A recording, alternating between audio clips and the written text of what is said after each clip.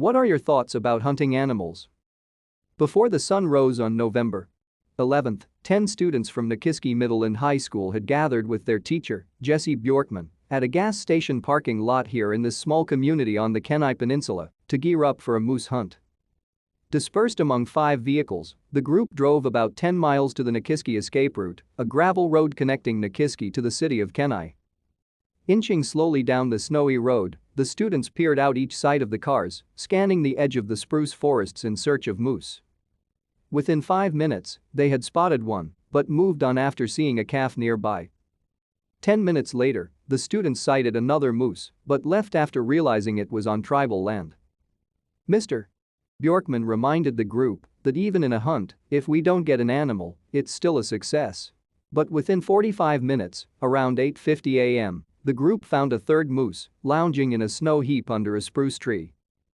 To stay up to date with latest top stories, make sure to subscribe to this YouTube channel by clicking the button above this video. When his middle school students gave him the okay, Mr. Bjorkman set up his rifle and fired one shot. It was a lethal blow to the roughly 950-pound cow moose. The students gasped at the sound of the gunshot, then giggled with excitement. The moose jumped and sprinted a few hundred feet deeper into the woods before falling down in a clearing. It was the first time moose hunting for Rex Whitmer, 12. He said finding the animal, shooting it and tracking the kill made his heart race. Being a valuable part of society is learning how to do stuff people did before you, keep the tradition going, he said. Hunting shouldn't die off. It's been part of our culture for many years. I feel like coming out here was a good opportunity to keep that tradition alive. Rex and the other students from Nikiski are part of their school's Outdoor Explorations class, a course dedicated to teaching an expanded version of the Alaska Department of Fish and Game's hunter education program. They study basic hunting skills and protocols, wildlife ecology and habitat, and outdoor survival and safety, including Alaska-specific risks like drowning and avalanches. Mr. Bjorkman said students in the program, who choose whether they want to participate in the moose hunt, learn firsthand about where their food comes from.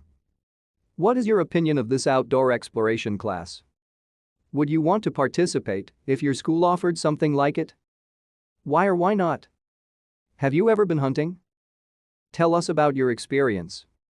If you have never been hunting, would you like to go?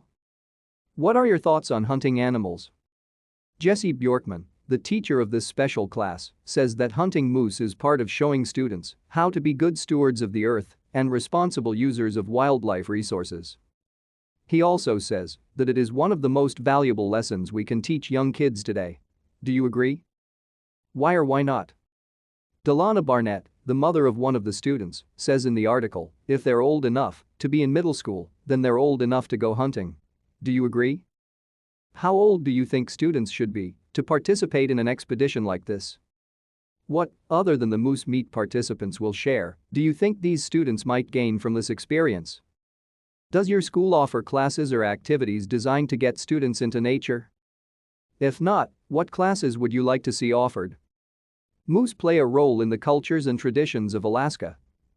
What is something that has long been a part of the history, traditions, or culture of the place where you live, connected to nature or not, that you think your school should teach students about? Why? Want more writing prompts? You can find all of our questions in our student opinion column. Teachers, check out this guide to learn how you can incorporate them into your classroom. Students 13 and older in the United States and Britain, and 16 and older elsewhere, are invited to comment. All comments are moderated by the Learning Network staff, but please keep in mind that once your comment is accepted, it will be made public.